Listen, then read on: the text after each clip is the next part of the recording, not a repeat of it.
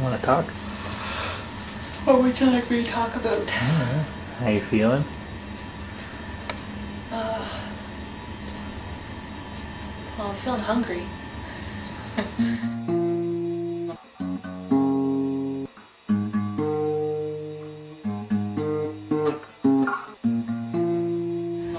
But,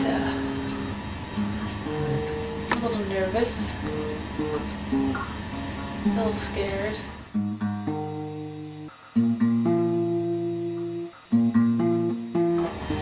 I have ovarian cancer since I was 21.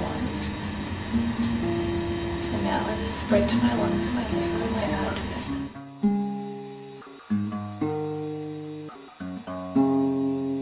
So we're trying new treatments to see if we can slow the growth or the spreading or get rid of the tumors completely.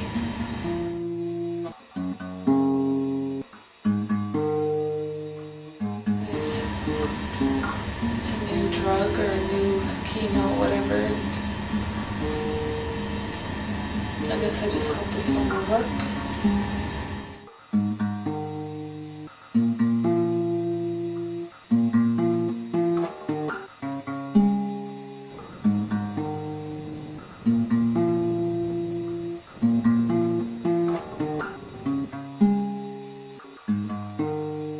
The main thing with the topotecan is that it, like the main side effect from it is that it can drop your counts. Yeah. Okay, so as you know, the platelets, your hemoglobin, but the main was the neutrophils. Okay, and you don't usually lose your hair with topotecan, but your hair can thin. Okay, just so that if it starts coming out a bit, but not to be too surprised by that. Now, did you react to a previous chemo? Both. You did. Every time last 2 years ago and this previous time I've reacted. Oh, okay. So you reacted to the calyx too? Yeah. Okay. How have you felt since you finished your calyx? It took me a long time to really get over the last treatment, which was about a month and a week ago. Oh, okay. But for the past week, I've actually felt pretty much back to normal. Oh, okay, good. It's like energy-wise. Yeah. And how about your appetite? Appetite's come back quite a bit since I finished that treatment, but I had lost quite a bit of weight in the last 2 months from those treatments, so I wasn't eating. Really? Yeah. So you're starting to eat a little bit better? Oh, yes. So did you have any vomiting after the calyx? Yeah. You did? Okay. How many times would you say you vomited? Last round was something like 6 times in one day. Really? Yeah. After that, I was fine. Any cramps in your belly? I wouldn't say cramps, no. Pains? Yes. Yeah. Discomfort in my lower abdomen. Okay. Like I would say like down in where my bladder is. Mm-hmm. And do you have to take anything for that? Yes. Okay. What do you use? Advil. How often do you take it? Too often. Have you been using any narcotics at all for pain? They've given me Tylenol 3s and morphine, but they're lasting as long as the Advil. Oh, okay. So you've tried Tylenol 3s and do you know what the strength of morphine was? 10 milligrams. Okay. So the morphine 10 milligrams didn't work any better than the Advil? What I found, no. I hate the exams. Why? Because they're invasive. And then they're always really uncomfortable. They'd be very uncomfortable. Not because of me or the person who's doing them, but just because of, you know, what they do to you. And for those who don't know, they're doing a pap test to look for more tumors or to feel more tumors or to see if they can feel it's there. And then they go up your anal cavity as well, looking for tumors, and it's just uncomfortable. It's not made for a very fun day. I'm just trying not to dwell on every little thing that's going to go wrong or could go wrong or might happen or could happen. And I guess this thing has just kind of become routine. it certainly has become a routine. I don't even feel like the monotony is broken up yet. It's just going to be this way forever. I think that this treatment may end up being a waste of time. I don't think it's going to work. I feel like it's too too late, but I hope, I pray, and that it will work. And that, you know, this will do more and give me more time. It's really unfortunate. Yes. Because we're so young. But I think we deal with it well.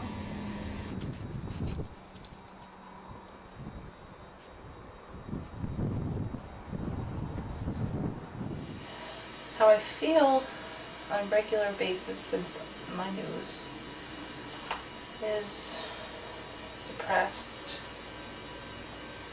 I'm scared, I'm sad, I'm frightened.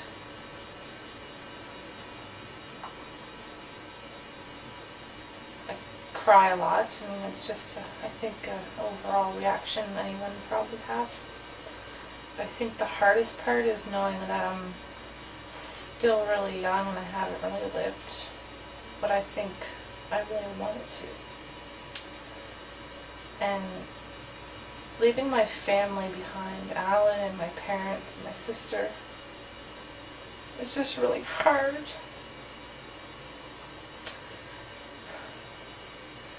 As I wanted big things for me and Alan, and I wanted big things for my family, but most of all, I wanted things for him and I. Not something I ever thought I'd have to deal with. I didn't think that if I was going to die, that I was going to die like this. I don't want it to grow old. I don't want it to travel and see the world. I thought I would have children eventually. Not able to have them now. I just think it's so cool, you know, to have something as wonderful as I have with my husband, and then a life that I have, a good job, security, and a house, and my family are so wonderful that, you know, the idea of me not being here to help them or protect them or, you know, show them the care and the love that they deserve, it just seems cool that it can be given to someone and then taken all away. I mean, it'd be different if I was 85 years old. You know, I'd understand. I would have lived. At least I would have hoped I would have lived by then. I mean, I'm 26 years old, and I feel like there's so much more that there should be done. I never get to see my nephew grow up. He's only 3. That's hard.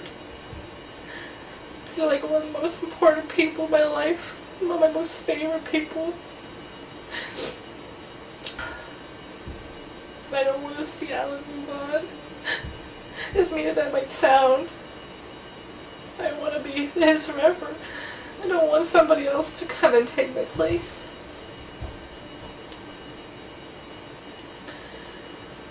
I want to be that somebody that I promised I would be.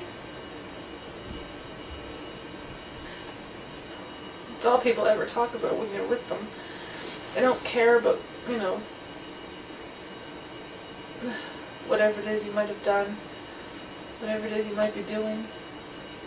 They just want to talk about what's going on with me and my illness, and it's hard because I don't want to talk about it because I know what's going to happen. And they probably know what's going to happen. So why talk about it all the time? That's really hard. Because for me, it doesn't feel like there's anything left. There's nothing that they can do anymore. It's so hard knowing that it's out of your hands. Oh, my chemo is not fun. Today was, well, they took a needle that I had in last night. Had to, because it was coming out. So they put another one up in this part of my arm, hoping that this will last longer and stay in, and hopefully till Friday. That can come out again before I have to come back and get another one. And I think I should push Dr. Grimshaw to give me the portacat. The implanted infusion port, which goes into like your neck area.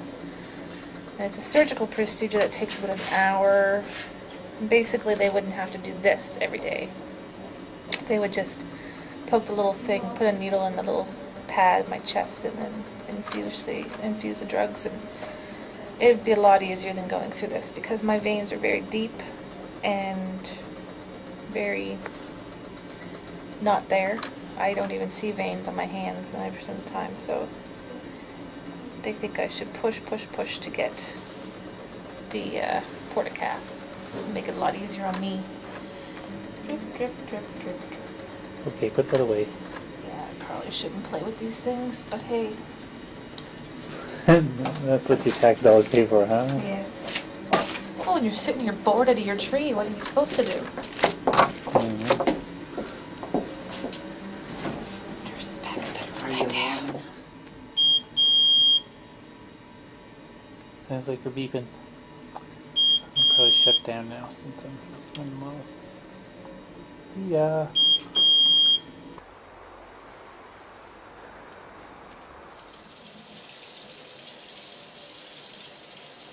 This may be the last time I wash hair.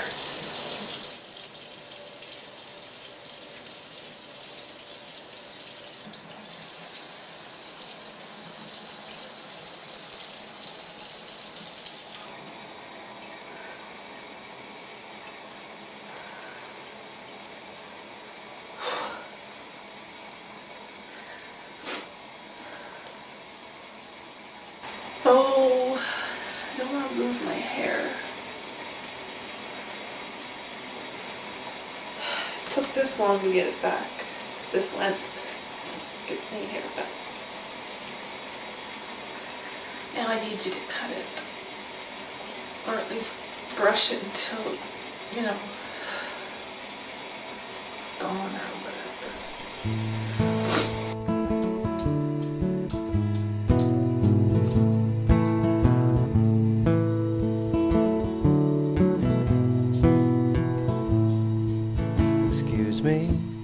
Can I have a moment with you?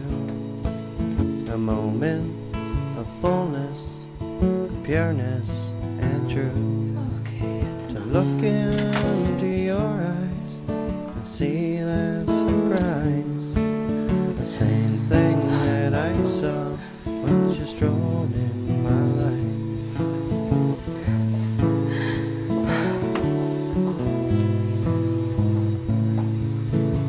Is it just me, or is it just us? Look at me here now. I'll leave it in because no point in cutting it, so I have nothing to shave it with.